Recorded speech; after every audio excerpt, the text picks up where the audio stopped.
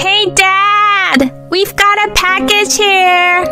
They're asking for your signature! As a delivery worker, I found it endearing to watch a child leading their father back to the front door at a delivery location. Could you please sign here? I offered the father a smile and handed over the document for him to sign. However, the sight of me turned him stark white, and he became completely still. My name is Holly. I'm 30 years old and work as a delivery driver for a shipping company. I was born into a fairly affluent family thanks to my father's prosperous business. But rather than follow in my family's footsteps, I chose to branch out and find work elsewhere. While out on deliveries, I happened to cross paths with Darren, a man a couple of years my senior, working at one of my regular stops. He courted me, and before long, we were wed. Today, we are parents to a beautiful son, and we lead a blissful life together. My parents never pushed me to step into the family business. But before our wedding, my father questioned Darren. "Are you considering taking over our family enterprise?" Darren's response was a firm, "Absolutely."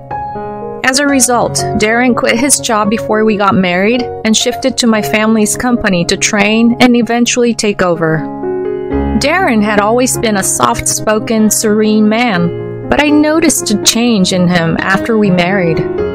He started belittling my job and vented out his anger towards my father, his current employer, on me. Believing in the good-hearted man he was before we tied the knot, I hoped he would regain his former self once things at work stabilized. Hence, I decided to give him some breathing room. My father had informed me that Darren was having a hard time improving his performance in his role as the external sales rep. I thought that might be adding to his stress.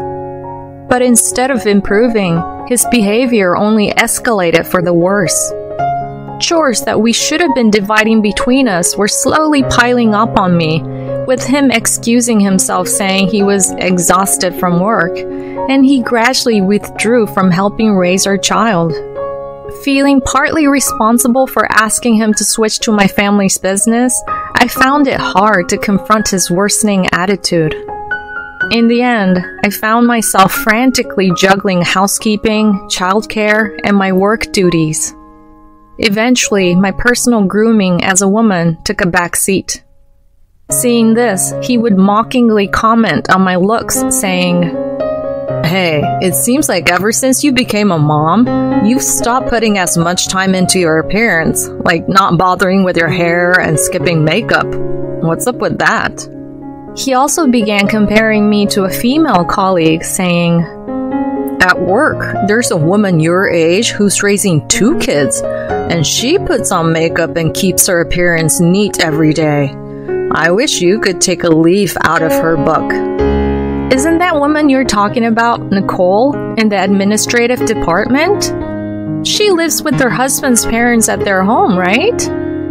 And both of her children are in elementary school.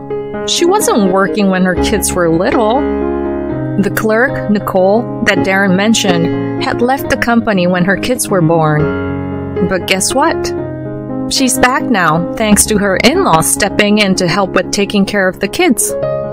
But when I told this fact to Darren, he deflected the conversation saying, "My parents live far away, and if we were to live with your parents, I'd have to see my boss all the time, wouldn't I? Living together with your parents is impossible." On his days off, he would frequently leave the house saying, "I'm going to a business seminar." I was the only one managing all the household chores and taking care of our son. It was really exhausting.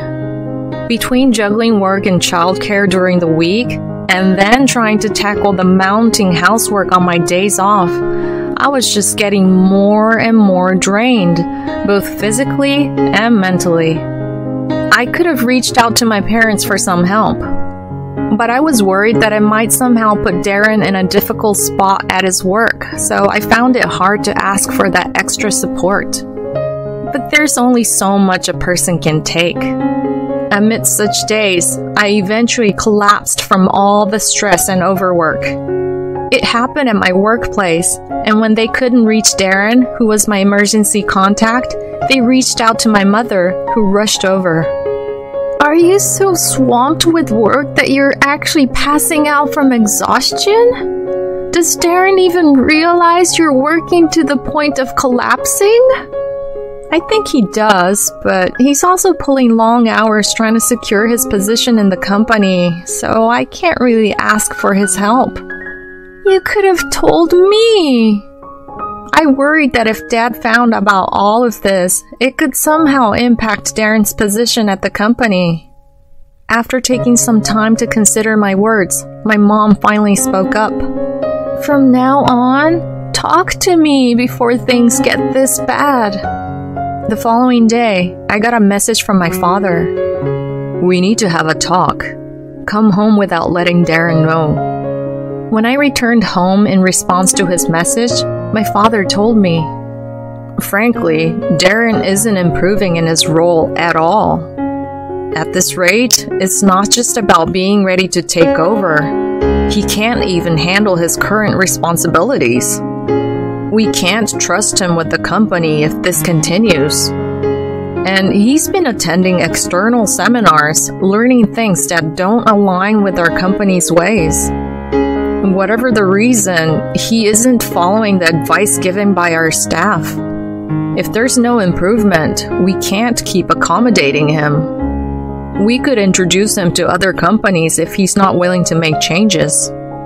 It might be better for him to find a place that suits his style, he said, leaving me in deep thought. I decided to have a serious talk with Darren. That night, I brought up the topic with him. Did you know that I passed out yesterday? The doctor said it was due to overwork. I can't handle all the housework, childcare, and my job alone anymore. So I need you to help around the house and with raising our child.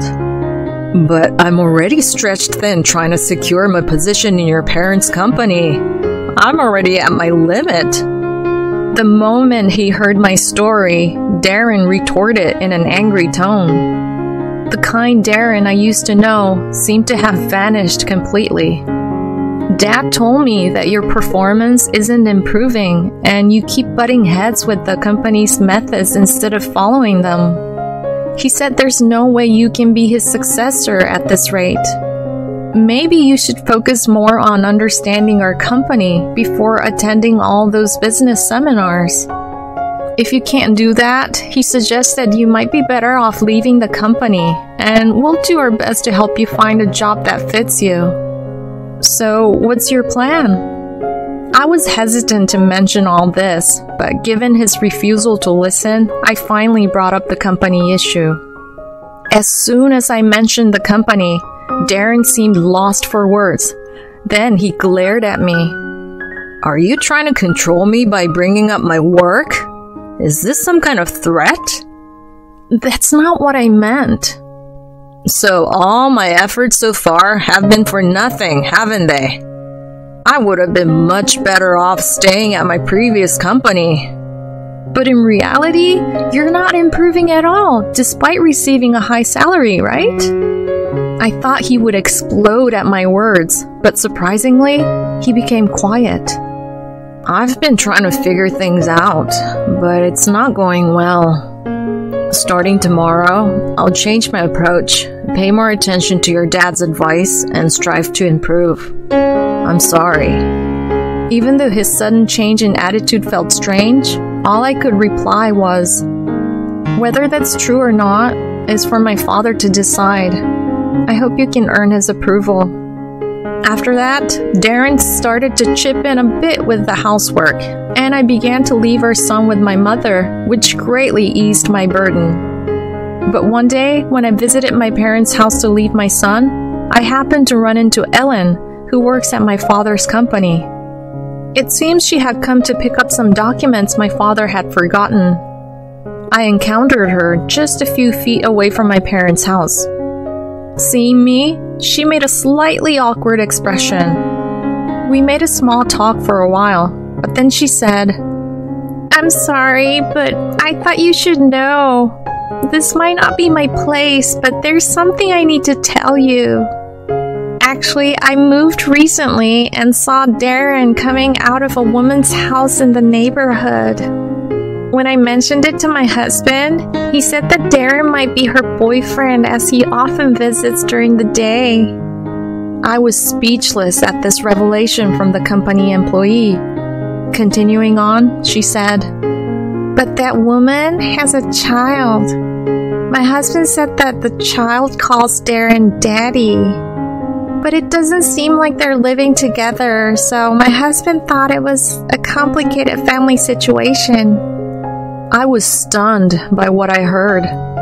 I somehow managed to drop off my son with my mother and get through my workday, but honestly, I couldn't focus on anything and ended up leaving early. I decided to talk to my mother about it. After hearing my story, my mother was furious, but she said, "It could be a misunderstanding. You should hire a private investigator to look into it thoroughly. I can provide the money if necessary. Let's not involve your father in this." Using my own savings, I hired a private investigator. The results came back quickly.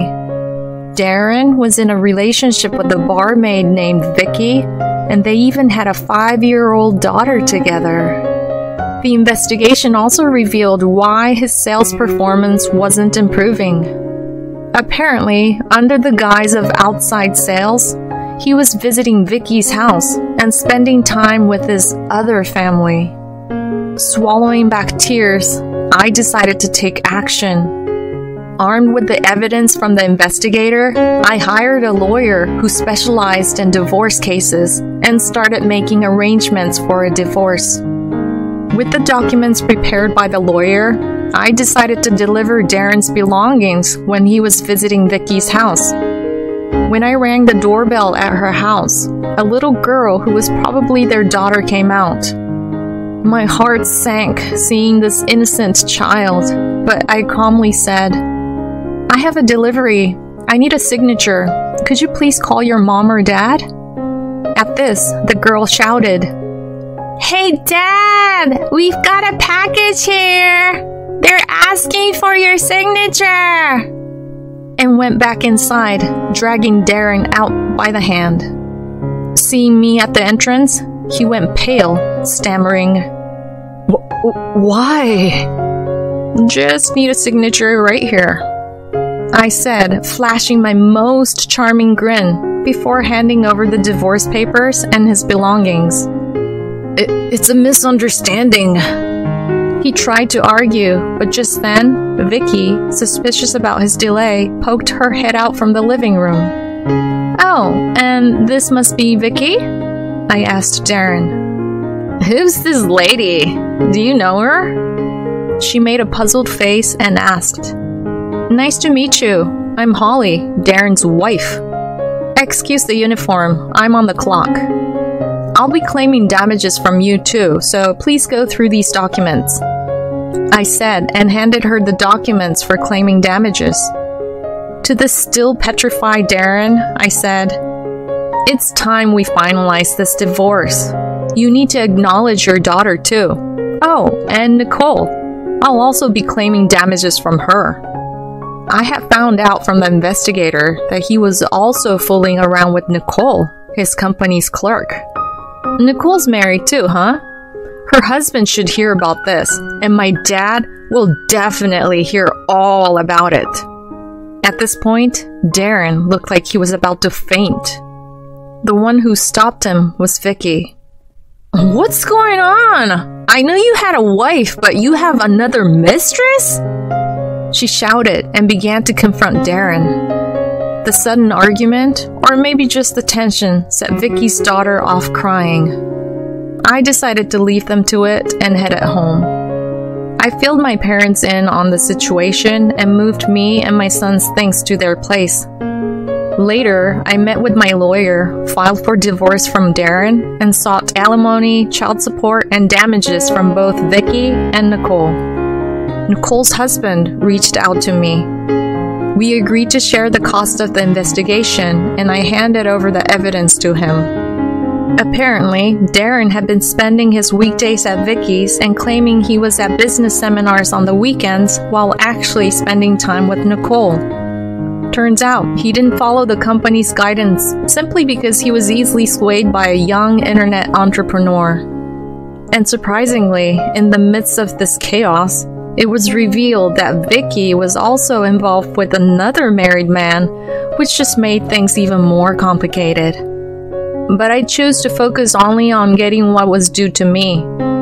In the end, I was granted the alimony and child support I sought, and the divorce was finalized without any hassle. Darren seemed to have started a new life with Vicky and their daughter. My dad was ready to sack Darren, but I convinced him otherwise. Eventually, due to their misconduct at work, Darren and Nicole received pay cuts and demotions. I wanted him to stick around because I figured the others at work who knew about his affair and subsequent divorce wouldn't exactly be friendly towards him. I thought it would be better for him to suffer in a hostile workplace. I was right, and Darren, now just a regular employee with a significantly reduced income, couldn't stand the hostile environment and quit a few months later. According to Ellen, who lives near Vicky, the sound of Darren and Vicky's daily arguments can be heard all over the neighborhood. Although Darren and Vicky were living together, it was clear that their relationship was extremely sour. Then I got a message from Darren pleading for a reconciliation. "I've realized how important you are to me, Holly. Ever since then, Vicky has been blaming me for being broke, and she's raising that I should pay the damages claimed by the other man's wife. You are all I have, Holly. Help me. Let's start over." What are you talking about? To begin with, if Vicky's daughter is 5 years old, that means she was born 2 years into our marriage. There's no way I can forgive a man who's been lying to me for over 5 years. We're never getting back together again, I said bluntly and hung up the phone. I blocked his number after that. In the end, Darren and Vicky's arguments only intensified, leading to a noise complaint from the neighbors and their daughter being taken in by Vicky's parents. Darren found another job, but it paid much less, and with damage claims coming from all directions, he couldn't afford the rent and had to move. I don't know whether they broke up or are still together after that. I apologized to my parents saying, "I'm so sorry for bringing such a person into the family and causing trouble for the company." But my father said, "Honestly, I was already done with them before you even talked to me. I only tolerated him because he was your husband. I think my leniency might have ultimately hurt you. I should be the one apologizing." I thanked Ellen, who initially tipped me off about Darren's visits to Vicky's. "I was worried that I might negatively impact your marriage, so I didn't say anything. But I'm glad things have worked out in a way you can accept." After that, I started working full-time instead of part-time, and I'm living a new life with my son. Of course, the alimony and child support payments, which were supposed to be made in installments, were already behind schedule. So after discussing with my lawyer, we're considering taking Darren and Nicole to court. The whole ordeal was a tough battle, but thanks to my parents' unwavering support, things seem to be going smoothly. The damages I claimed from Vicky were paid for by her parents, so I guess we'll contact Darren and Nicole's parents to see if they can pay for them as well. While it doesn't seem like everything will be resolved soon, I hope to tie up the loose ends quickly for the sake of my son and me. I felt guilty for taking my son's father away from him, but my parents shower my son with love, and my mom comforted me by saying, "Do you think your son would want a father like Darren? In other words, it's better not to have such a father at all. You just need to love him twice as much." Thanks to her, I was able to let go of that guilt. For the sake of my supportive parents, and most importantly for my son, I want to give my best in my future life.